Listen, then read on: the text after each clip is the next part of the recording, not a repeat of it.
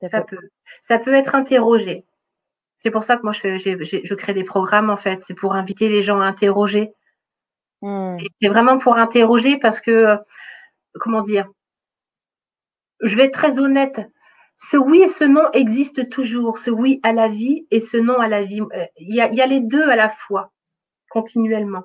Il y a Eros, hein, c'est Eros et Thanatos. C'est deux concepts qui sont opposés mais qui sont complètement complémentaires.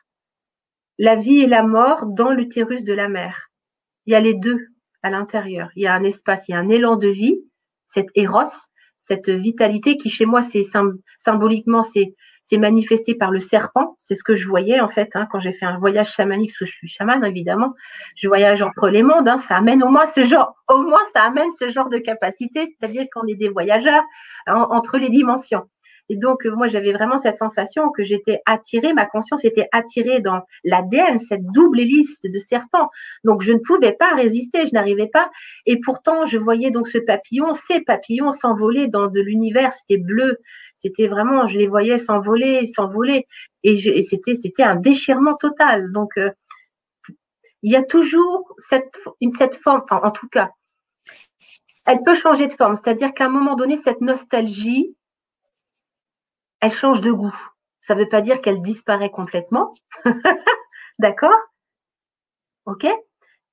Voilà, elle disparaît pas complètement, mais elle change de goût. C'est-à-dire que le lien à la nostalgie change. C'est-à-dire qu'on n'est plus complètement identifié à la blessure. C'est le lien avec la blessure, la différenciation, comment dire, c'est ça, c'est le fait que ce soit relatif et que ce soit plus absolu, qu'on soit dans quelque chose de relatif. Donc du coup, c'est encore beaucoup plus facile de se laisser traverser par les épisodes. J'avais une amie qui me disait tout à l'heure, qui souffre aussi de ce syndrome-là.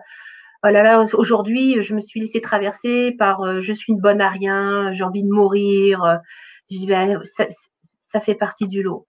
Mais l'invitation, c'est pas de se coller à cela comme étant vrai. L'ego veut nous faire croire que c'est vrai. Tout est relatif. C'est juste une information émotionnelle qui nous retraverse à ce moment-là. On a le choix. Soit on y reste collé et puis on peut faire machine à laver longtemps dedans. Moi, je suis restée longtemps machine à laver, d'accord? Ou on peut accepter de se laisser traverser par l'information émotionnelle, le système de pensée qui va avec, sans s'identifier à cela. On a le choix. Et tout est OK.